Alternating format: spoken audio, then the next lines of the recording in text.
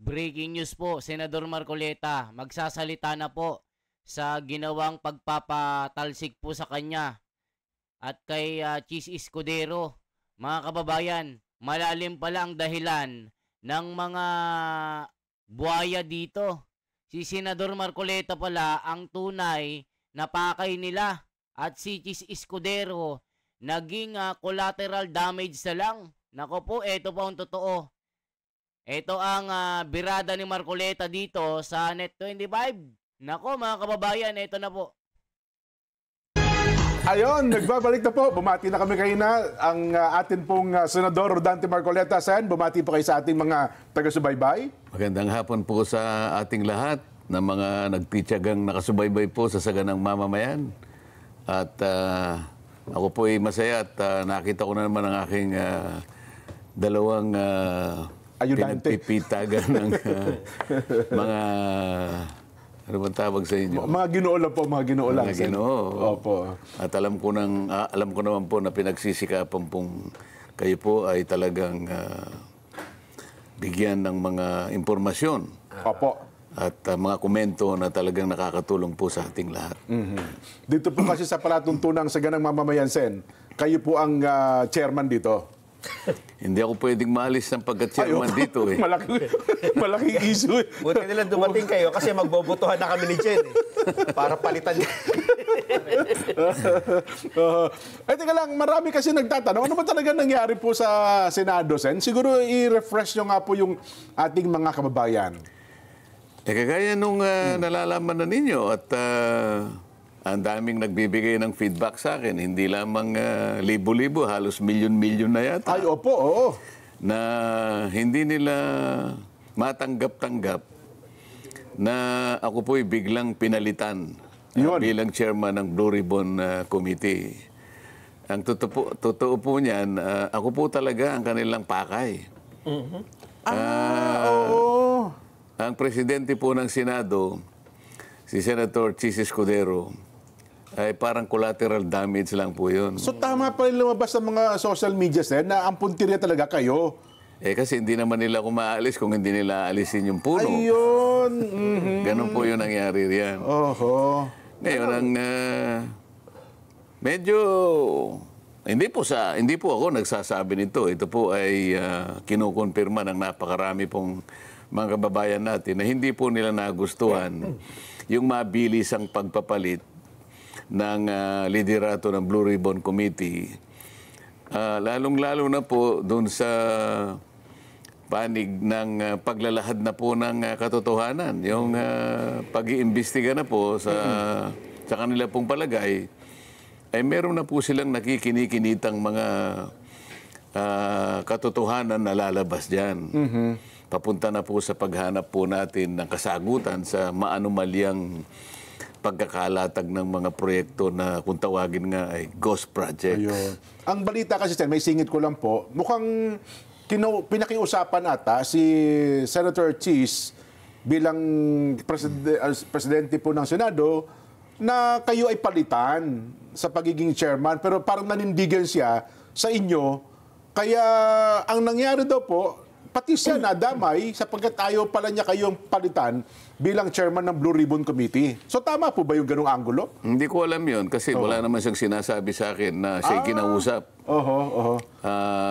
Ang nangyari, may nakiusap daw po eh. mabilisan nga eh. Ang totoo niya, siguro nakikita nyo, itinutuloy ko yung pangatlong pagdinig namin. Opo. Ako na lang ang pinakahuli na nakabalita na napalitan na pala yung aming Senate President. Ayun na nga, oo. Kaya pala si Senador Jinggoy na nasa tabi ko, medyo mainit ang ulo nung araw na yon. Hindi ko naman alam kung ano nangyari. Kaya yung pong talagang purong-puro na biruan lang, iba po yung pagkakatanggap niya. No? Pero alam naman ninyo, talaga nagbibiruan lang kami. Totoo po. Yun pala pagkakapaalam ng isang babaeng senador, yun na rin palang tanda na sila ay nagkakaroon na ng pagpupulong sa isang Kasi kwarto. hindi naman talaga nagpapaalam yun eh. Ayun na nga po eh. Talagang yun eh, halos hanggat maaari ay Nakabantay talaga, di po ba? nakabantay at lahat ng anggulo ng mga pinag-uusapan ay nakakasangkot siya sa mga usapin. Opo. Nagtaka ko kung bakit siya nagpaalam At nangako naman siyang babalik. Yes. Oo. Pero hindi na siya Nag-spy pala ito, si si PhilHealth ito. Sino ito mga kababayan? Hindi, si Hontiveros, nagpaalam po siya sa kalagitnaan ng investigasyon. So yun pala yun yung tanda. nakabalik. Oho. Ayun. Ang narinig ko lang sana sa iba kasi mga balita at siguro mabuti masagot niya rin. Ang pangunahing layunin daw po kasi talaga ng Blue Ribbon in aid of legislation. Kasi daw po parang sa tingin daw po ng kapwa yung senador parang nalilihis na para bagang ang dating prosecutorial na raw po ang dating ng pagdinig ng Blue Ribbon Sen. Sino po ba ang nagsabi nun? Yun po ang lumalabas. At maging sa panayam po sa mga kasama nyo sa Senado, parang yun po ang binabanggit nila, Sen. Hindi po totoo yun. Unang-una, talagang may pagka-prosecutorial po sapagkat kung titingnan ninyo yung pinaka-mandato ng komite, Ng Blue Ribbon. ang tinutugis niya yung malfeasance. Misfeasance and Misfeasance at non-feasance. Paano po ang paglalahad ng inquiry kung hindi po namin gagawin sa paraan na pagtatanong at paghanap ng kasagutan sa mga dapat na itanong para nga mapatunayan kung merong malfeasance, misfeasance and non-feasance. Yun po yung tinutungo talaga. Ayun. Yun ang pangunahing layunin ng Blue Ribbon Committee. Kung naipagkamali nila, lalong-lalo na po yung aming puno ng Senado ngayon, yun po yung sinasabi niya. Ayun, opo, Kahit oo. kailan ay hindi po ako lumihis doon sa tuntunin na yon. At baka dapat sana tinanong muna niya ako. Opo. Nakatatlong pagdinig lang ako eh. Tama po. Yung iba nga pong humawak ng Blue Ribbon Committee, nakalampas na sila ng halos 20. Wala pa naman silang nagagawang batas eh. Tama po. Sa totoo lang po ako, pangatlo pa lang. Meron na po akong naiayos. Possible areas of legislation.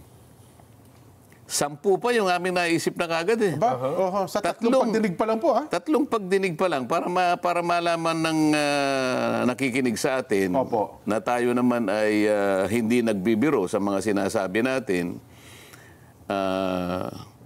Ipakikita ko dito, alin-alin ba yung mga naisip na nating mga panukalang batas sa liwanag ng mga pagdinig kahit hindi pa talaga natatapos. Pangatlo pa lang na pagdinig.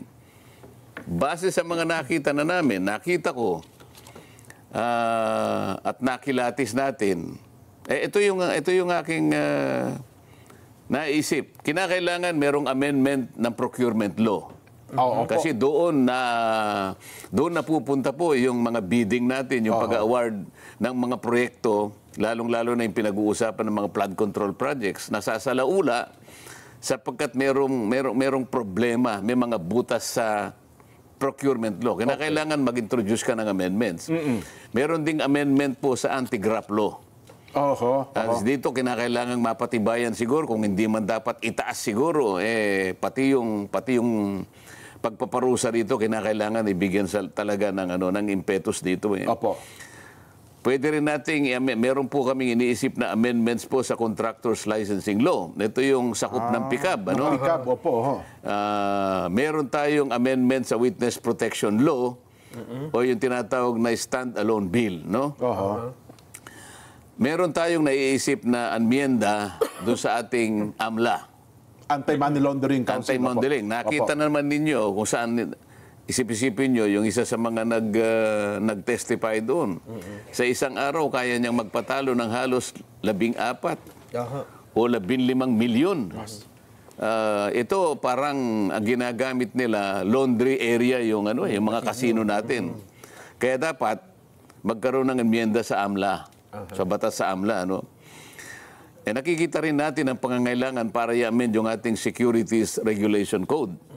Sapagkat dito pumapasok ang ilang mga kawatan, yung sindikato, ginagamit nila na pasilidad itong areang ito. No? At dito, idadagdag natin yung False Claims Act. Ito yung, kung tawagin ay writ of quitam. yung bang pwedeng payagan kahit isang mamamayan lang, kahit isang Ordinaryo. karaniwang mamamayan na maghain siya ng asunto laban sa mga opisyal ng pamahalaan, ang kondisyon lamang kapag hindi ito binigyan ng atensyon ng ating Department of Justice. Halimbawa, in 30 days, kailangan umaksyon ng Department of Justice. Pag hindi siya umaksyon, meron ng karapatan na maghain yung karaniwang mamamayan. Sa laki at sa lawak ng pangyayari, iskandalo na nakita natin sa mga proyektong flood control na yan, kailangan nating siguro makagawa na ganitong uri ng batas also. Kailangan din nating pasiglahin yung whistle. Kailangan ma-approve na natin itong Whistleblowers Protection Act na nakabinbin pa ngayon. Meron pa tayong Heavy Equipment Registration Act. Sapagkat itong ginagamit nilang mga kasangkapan, mga makinarya sa mga proyekto, wala naman listahan ito eh. Ginamit na nila sa ganitong proyekto, pipilitin pa nila kunwari na isulat na ginamit sa ganito. Hanggang Mindanao eh. Lima lang ang makinarya mo eh. Ang project mo mahigit na 50, ibig mo sabihin eh. Iisa lang ang ginagamit mo makinarya. So, at saka ang pang-10 ay kailangan meron tayong flooding master plan. Master plan, So, dito pa lamang, nakakatatlong pagdinig pa lang ako, meron na akong 10 panukalang batas na gusto kong maipundar natin. Para sa ganon ay ma-address natin ang mga problema kaugnay nitong maanumalyang paglustay ng ating kabangbayan. So yung punto ng in aid of legislation, Sen, Pangunahin. iyon po. Pangunahin. Hindi lang maiiwasan na talagang akala mo, meron nagpo-prosecute ka. Talagang gano'n eh. Kailangan mo magtanong eh. Kailangan mo magpalitaw ng ebidensya eh. Paano mo ngayon mapangangatwiranan na ang dami palang ganitong mga anomalya kung hindi ka kukuha ng tao na tutulong sa'yo. Kaya ko lang naimungkahe na kung sino man po ang gustong nagsalita na, ay nakausap ko na po yung DOJ na nakahanda po silang tulungan kayo. Basta sasabihin po ninyo yung katotohanan at maituro ninyo yung mga taong nasa likod. Mas malalaki sa inyo. Ang nangyari nga lang, bumaligtad naman ang DOJ. Yun nga. Akalain mo naman, ito yung nakakapagtaka eh. Kausap ko ang Secretary ng Department of Justice, Linggo. Kausap ko yung kanyang USEC, siguro Biyernes o Sabado. At nakausap ko pa, bago ko uli makausap ang Department of Justice Secretary Boyeng Remulla. Alam nyo naman na magkaibigan kami. Kahit sa Congress pa, So, kinumit niya sa akin yun. Okay yan. Sabi niya gano'n. Ang totoo niyan, partner naman namin kayo, ang Senado, para maipasa natin itong Whistleblowers Act. Pagtulong-tulungan natin yan. Sige, pangako muna sa kanila na mabigyan natin sila ng provisional immunity. Kaya malakas ang loob ko sapagkat alam ko nakahanda siya na tulungan kung sino man ang tatayo talaga na magsasabi na ng totoo. Dito wala pa kayong tinutukoy kung sino? Wala pa. Naihinuha ko lang. Sabi ko, baka sakali. Baka salita, magturo. Kasi kako, na-upload ko na ito nung nakaraang hearing. Baka kako merong At saka sa programang ito, Sen, noong Biyernes, di ba baka sinabi nyo merong magkusa. Kailangan nakahanda ako. Kaya nga, tumawag na ako sa iyo. At mabuti naman ka ako, tumawag ka na rin sa akin para makonfirma natin na magkaugnay tayo sa layo ng ito. Yung Witness Protection Program, legitimate na remedyo ito eh. Nasa batas ito eh. Ang nangyari mga kababayan, sinira ni Tito Soto yung mga plano ni Senador Marcoleta dito sa Blue Ribbon Committee, sinira nila. Inagaw nila itong Blue Ribbon Committee. Alam na mga kababayan, na ang magiging direksyon ng Blue Ribbon Committee na investigasyon, wala na. Saka nakatuon na po ang pansin nila dito sa mga senador. Pansin nyo po yung mga nagrarally. Yung mga dilawan at pinklawan, ang tinitira nila, yung mga pumirma na wag ma-impeach si Sara Duterte. Grabe na, mga kababayan. Pagkatapos sinabi niya, hindi ko basta ma-approve yan. Kinakailangan mo nang isoli muna niya yung mga nakulimbat nila. Ito na po yung magkapalitan na po eh. Nagkapalitan na ito. Paano mangyayari yun? Yung sinasabi niyang restitution or indemnification, hindi kasali yun eh. Wala yun sa requirement eh. Hindi pinag-uusapan dito yung pagsusoli ng kung ano. Pwede na sigurong pag-usapan sa bandang huli yun. Pero dun sa punto na siya ay nag-a-apply sa'yo, Apply pa lang. kaya niya lang gagawin yun, manganganib talaga ang buhay niya, kaya nagpapakover siya ng protection.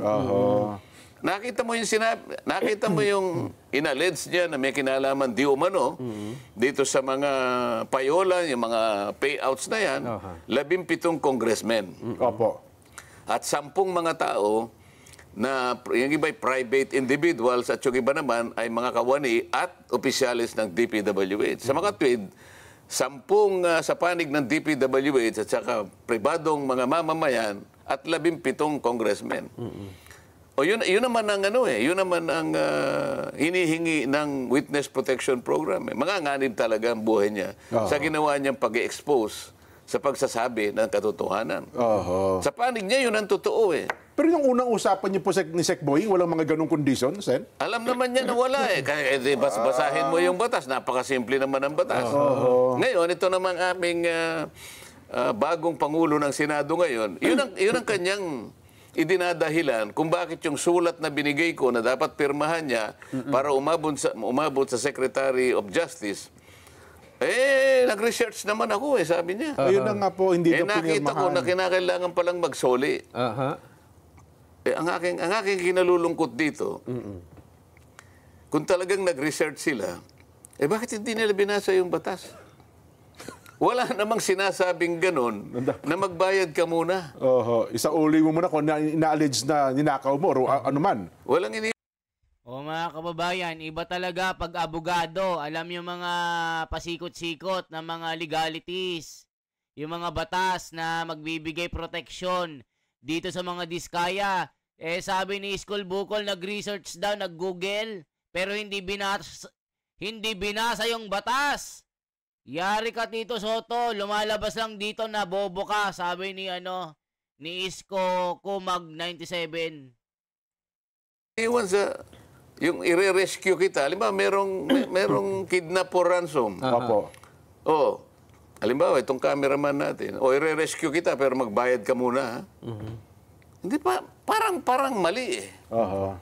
Kaya mo siya bibigyan ng protection at hindi mo siya hihingi ng kahit ano. Dahil nga doon sa kanyang pagpapahayag, doon sa kanyang pagtulong sa iyo, sa panig ng Estado, magsasabi na siya ng totoo. Kasi mahirap eh. Kung walang tatayo na magwi-witness, sinong mahuhuli natin?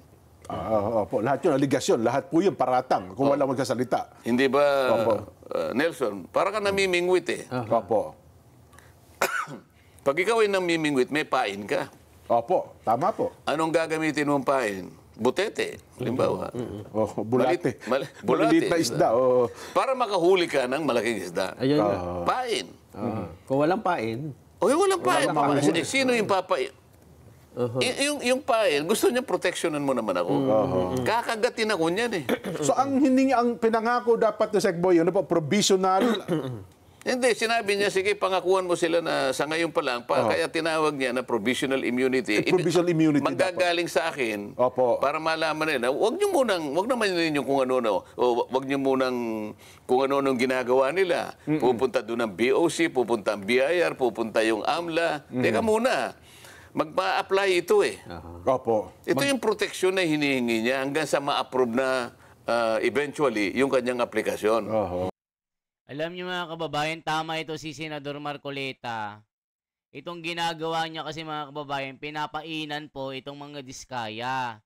So ibig sabihin, dahil nagbulgar na nga po ito sa mga anomalya, mga malalaking pangalan, kailangan nila ng proteksyon. Ginawa ni Tito Soto, hinarang. Isoli muna daw yung mga pera at mga nakulimbat. Sabi ni Marcoleta, Wala namang kondisyon ng ganon, pero pwedeng pag-usapan yan.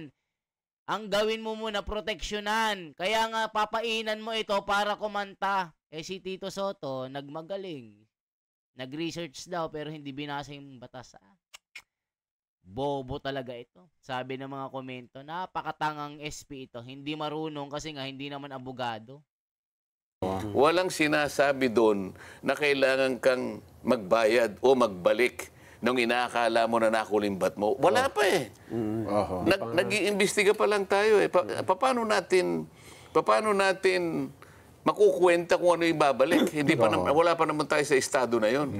Doon po sa angulo na ang sabi naman nila, kasi selective ang sinasabi, parang may itinatago, merong pinipili, at ang gusto daw ay magsabi ng tell-all. Walang dapat na itago. Meron pa binabanggit siya, dyan ka nasingit ko lang. Nagsimula doon sila 2016 eh. Eh bakit daw binabanggit? 2022 lang hanggang sa kasalukuyan. Parang may mga tinanggal daw na pangalan eh. Yun ang kanyang sworn statement. Opo. Wala akong magagawa. Ang sinasabi ng aming bagong Senate President, meron daw nagbulong sa kanya na inedit daw yung sworn statement. Isa pa yun. Ito ang medyo mabigat na tanggapin yung pagpaparatang na gano'n. May bumulong daw na taga Blue Ribbon Committee. Paano kaya kung malaman niya ang katotohanan na hindi naman alam nung Blue Ribbon Committee na mayroong sworn statement na lalabas nung araw na yon? Yung sworn statement na yon, direktang ibinigay sa akin. Opo. Hindi alam ng Blue Ribbon Committee. Paano mong sasabihin na inedit? Sino mag-e-edit? Diretsong pumunta sa akin. Yun pa. Ako nag-edit. Yung araw na yun, binigay, magsisimula na kami. Doon mismo sa hearing. Hindi naman. Kung makikita mo talaga na patas si Marcoleta dito mga kababayan, siya lang po yung pinagbigyan ng sworn statement na ang mga paratang ni Tito Soto, binulungan daw ng Blue Ribbon Committee para ma-edit ito. Ay talagang mga bobot tanga mga ito. Naman doon sa hearing. Basta kailangan, sa araw ng hearing. Ilang oras na yung bago kailangan makuha ko. O pagkatapos sasabihin nila, merong nag-edit. Ito yung nakikita kong parang hindi na tama eh. Kung mo ba sinabi niya na congressman ang naging kasama niya, naka-transact niya, ibig sabihin hindi na totoo? Kung mo ba wala siyang sinabi na senador, hindi na totoo yung sinabi niya? Doon sa House of Representatives, kung titingnan ninyo, ang pinaniwalaan naman nila, ang gustong papaniwalain, ay yung sinasabi naman Nung Bryce Hernandez na pumunta naman sa amin. Nakikita mo, sinasabi nila na hindi kanya totoo yung sworn statement ng mga Diskaya. Opo. Bakit nila pinresent yung Mayor Vico ng Pasig? Hindi ba dahil sa kalaban niya yon?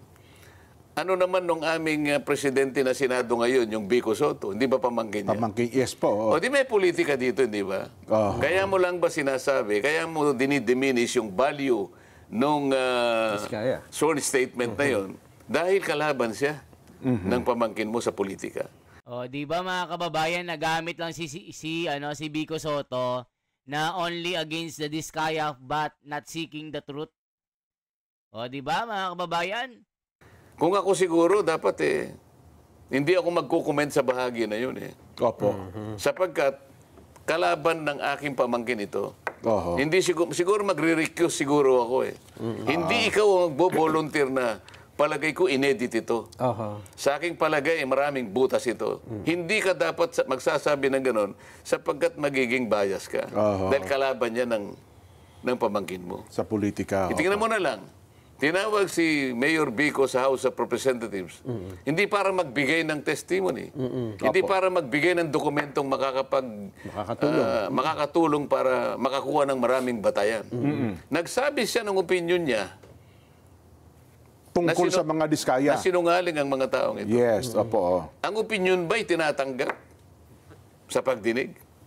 Opinion mo yun Sa bawat pagdinig, mapakorte man o ibang quasi-judicial tribunal, ang opinion, dinabaliwala. Hindi tinatanggap ang opinion. Mga kababayan, di ba, nagamit si Vico Soto. wala namang sinabing ebidensya itong si Vico Soto. Puro sinungaling mga diskaya, they are capable of lying. Nagamit si Vico Soto. Yari ka ngayon. Bakit Millions of traders. Di ba mga kababayan? Kayo humusga ngayon. Sinong gumagawa ng tama? Di ba nagagamit itong si Vico Soto? Ginagamit ng kanyang uncle? Ang ginagawa lang niya para yung mga diskaya, sirain niya talaga. Dito sinasabi ni Marcoleta na dapat yung kwento hindi tinatanggap ng ng korte. Wala namang sinabing ebidensya itong si Sinasabi lang niya, sinungaling ang mga diskaya. Ako po. Bakit hindi sinuli sa atin? Hindi ba? Ito yung sulat mo, babasahin ko sa'yo. Opo. Oo. Paihiram ko sa inyo, sabi niya, pero pagkatapos ng hearing ninyo, ibalik ninyo ng madali, Opo. ligtas, dito sa Senate. O ba't pinanatili mo ka ako sa Quezon City QCPD? Sa Krami. Sa Krami. Sa Krami. Detention Center. Opo. Sa Krami. Bakit Custodial ganun? Center. Nag-request sa akin si Speaker. Teka muna. Opo. Yun na yung napanood namin na nagkaroon ng viral ngayon sa social media. Bakit pag na-request na yung Speaker, sabi ko, sumusunod ka sa Speaker? Pero yun naman daw po kasi siya, na-request ng Bryce sa Kongreso. So bilang puno ng Kongreso, siya naman ata... Sino ba ang dapat magpasya kung saan siya madidetain? Yung na-contempt? O yung otoridad na nag-contempt? Yung nag-contempt. Kayo, nakastanding yung contempt order ng Senado. Hindi ka pwedeng mamili kasi ikaw ay nasa legal custody ng Senate. Nanganganib daw po siya doon, Sen. Kaya kapag hindi mo siya sinuli, binibigyan mo ng credential sinasabi niya. Ayun. Sa mga tweet, sabi ko, hindi ko kayang tanggapin. Kaya hindi mo siya masoli dito. Naniwala ka na nanganganib siya dito Senado. Tatanggapin ba natin yan? Tayo Senado hindi natin kayang proteksyonan. Opo. Ito ngayon ang problema. Sabi ko, medyo madidisgrasya ang integridad ng ating inquiry dito pag gaganyan. Yan ang sinasabi natin mga kababayan. Ano masasabi nyo? Hanggang dyan muna tayo mga kababayan na paki-like at pa-share po natin. May part 2 po ito. Salamat po ng marami. Ito po si The Wonders Philippines. Pa-like at pa-share. Mabuhay po.